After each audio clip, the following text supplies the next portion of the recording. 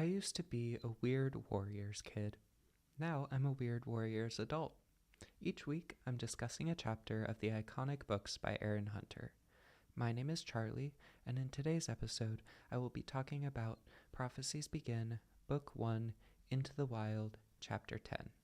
Join me on this adventure into the world of warrior cats.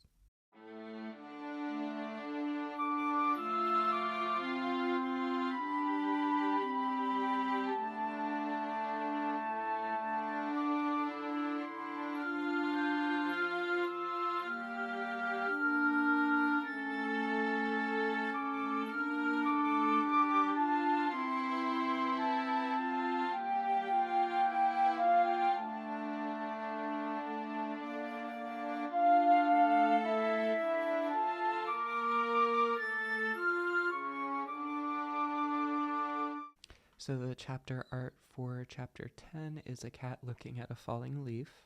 This is a pretty short chapter, but at the beginning it is morning and there's a thin drizzle. Firepaw asks Yellowfang if she wants to move closer to the nursery where it's more sheltered from the rain. And she says, "What? And be kept awake all night by those mewling kits? I'd rather get wet." And then Firepaw offers to get her fresh, dry bedding, and Yellowfang says, "Thank you, Firepaw." And Firepaw is stunned by this because it was the first time she had not called him kitty pet, so he's wondering if she's okay. And then she says, "Well, don't just stand there like a startled squirrel. Go and fetch some moss." And Firepaw is like, "Okay, this is the Yellowfang I'm used to." And then he goes to get the moss. In doing so, he almost crashes into Speckletail, who turns out to be the queen who had watched Yellowfang's angry outburst at the tabby kit the day before. And Speckletail tells Firepaw that Bluestar wants to see him. So he goes straight toward the high rock in Bluestar's den, where Bluestar is sitting outside. She asks how Yellowfang's doing, and he explains that he's currently getting new bedding for her. She asks if she's fit enough to hunt for herself. Firepaw says, "I don't think so, but she can walk well enough now." She says, "It is time for you to return to your training, Firepaw, but you'll need to work hard to make up for time you have lost." And Firepaw stammers, "Great, I mean, thank you, Bluestar."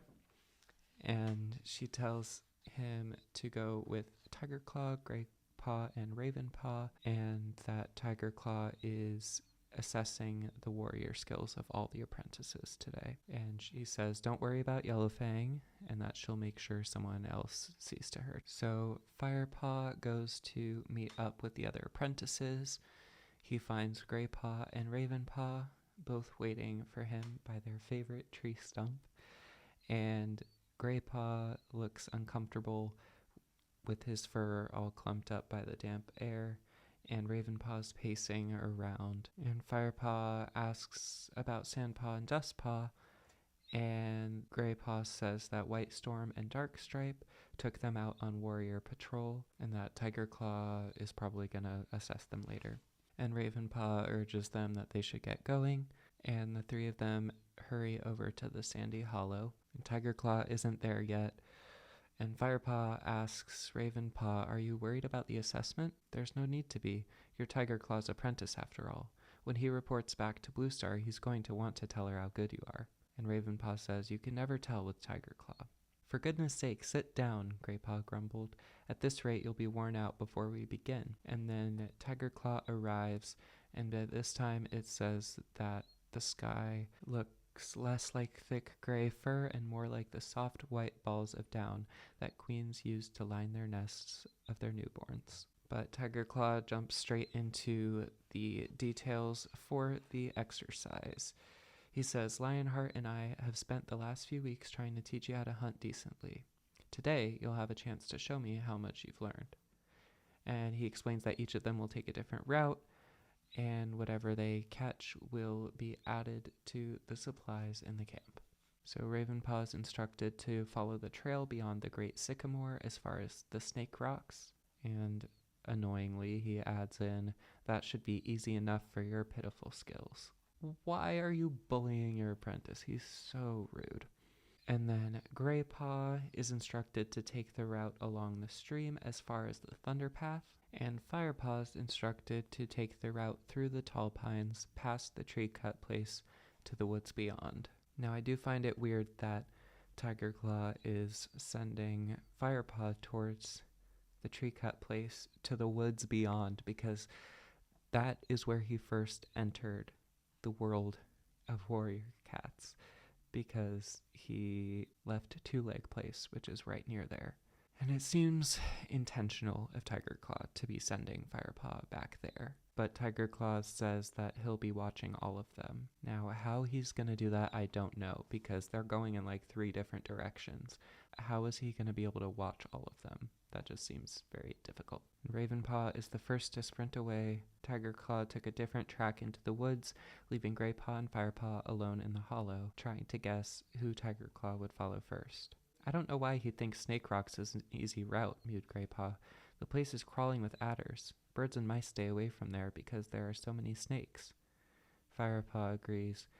Ravenpaw will have to spend his whole time trying not to get bitten. So I hope Ravenpaw is going to be okay, because, wow, Tiger Claw is being way too hard on him. But Greypaw does say he'll be okay. Not even an adder would be fast enough to catch Ravenpaw at the moment.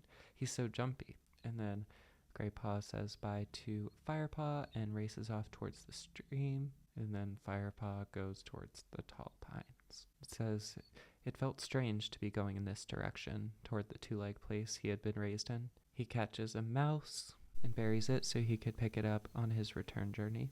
And as he gets closer to the tall pines, he sees deep tracks of a huge 2-leg monster that tore down the trees.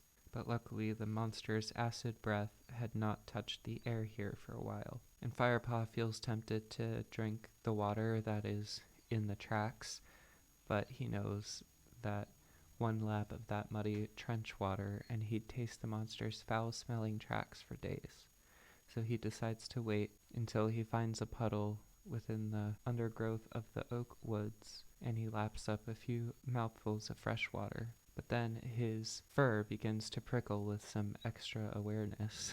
Firepaw's having the spidey sense. He recognized sounds and scents familiar from his old watching place on the fence post, and knew instantly where he was. These were the woods that bordered the Two Leg Place. He must be very close to his old home now. It says that ahead Firepaw could smell 2 legs and hear their voices, and he heads in a different direction, making sure not to be seen. And he thinks he hears a twig snap behind him, but he smells nothing new. He's wondering if he's being watched. And then, out of the corner of his eyes, he senses a movement. At first he thought it was Tiger Claw's dark brown fur, but then he saw a flash of white. It says the smell was unfamiliar. It was a cat, but not a ThunderClan cat. His fur bristles with the instincts of a clan warrior. He would have to chase the intruder out of ThunderClan territory. This is a little concerning to me because now he's chasing after an intruder with his warrior instincts without even knowing who this is. And he was once in this situation, so it just shows how deeply he has been, what's the word I'm looking for? Not brainwashed, because I don't think it's that extreme, but initiated? No, that's not it. Integrated, maybe? This is Editing Charlie. The word I was thinking of was assimilated. Anyway, he's very immersed in the culture of being a warrior, that he's acting a lot different than he did when he first joined ThunderClan. But eventually Firepaw starts chasing this intruder and realizes it's a kitty pet in my territory, and Firepaw jumps onto its back. Then he releases his grip and backs away, and Firepaw feels a ripple of disgust at the intruder's easy surrender. Oh my gosh. Like, when I first read these books, I don't think I ever really questioned Firepaw that I can remember, because, he's the main character. You're supposed to root for him. But he is deeply flawed, and feeling disgust at how fast someone gives in to you attacking them is actually wild. Like, that feels very mean-spirited to me. This soft, plump house cat looked very different from the lean, broad-headed cats Firepaw lived with now. And yet something about this cat seemed familiar. Then it came to him. Smudge! And Smudge stammers, how do you know my name? And Firepaw says, it's me. We were kittens together. I lived in the garden next to you. Rusty? Mewled Smudge in disbelief. Is that you? Did you find the wildcats again? Or are you living with new housefolk? You must be if you're still alive. I love Smudge. He's so precious. I'm called Firepaw now. And Firepaw finally relaxes his shoulders and is able to feel more comfortable. And Smudge relaxes too. Firepaw? Well, Firepaw, it looks like your new housefolk don't feed you enough. You certainly weren't this scrawny last time we met. Wow, okay. I don't need 2 legs to feed me, Firepaw replied. I've got a whole forest of food to eat. 2 legs? Housefolk. That's what the clans call them. You mean you're really living with the wildcats? Yes. Then Firepaw mentions how Smudge smells unfamiliar to him, and they try to figure out why that is, and then Firepaw realizes Smudge has passed 6 moons. No wonder he looked so soft and fat and smelled so strange. You've been to the cutter. I mean, the vet. So? Firepaw was speechless. So Bluestar was right. Come on then, what's it like living wild? Smudge demanded. Is it as good as you thought it'd be? And Firepaw reflects on the night before, sleeping in a damp den and taking care of Yellowfang with the mouse bile and clearing away her dirt and trying to please Lionheart and Tigerclaw. And he remembers all the suffering he has withstood from being made fun of for being a kitty pet. But then he remembers the good things, like his first catch and chasing a squirrel and warm evenings beneath the stars with his friends. I know who I am now, he meowed simply. And Smudge looks at him very confused and says he should be getting home. And Firepaw warns him to go carefully. He gives his old friend an affectionate lick between the ears. Smudge nuzzles him in return, and he says, stay alert. There may be another cat in the area who's not fond of kitty pets. I mean, house cats. So Smudge looks around carefully and then jumps up the trunk of the fallen tree and says, goodbye, Rusty. I'll tell everyone at home that you're okay. Bye, Smudge, meowed Firepaw. And he watches Smudge disappear over the tree. And Firepaw turned and started back towards his own home, and he plans to catch more food on the way back, and feels bursting energy after meeting Smudge and realizing just how lucky he was to live in the clan. Now he just needed to impress Bluestar and Tigerclaw, and the day would be perfect. And that's it. Pretty good chapter, I think. I really like that one. It's short and sweet, and I completely forgot that this happened. I thought that when Firepaw says bye to Smudge the first time, that is it, and they never see each other again. But I guess they did get to reunite, and I don't know if they ever do see each other again, or if this is now the last time they see each other, but it was a very sweet interaction. It kind of feels like, from a trans coding point of view, like a trans person returning to their hometown, seeing their childhood friend and saying, like, actually, I go by this name now, and this town might still be right for you, but I've moved on to a place where I feel more comfortable and I can be myself. And yes, there might be struggles, but there's also good things. And at the end of the day, I'm really glad I made the decision to move on in my life and be myself. And I just really resonate with that aspect of the scene. So yeah, I think that's a really good chapter.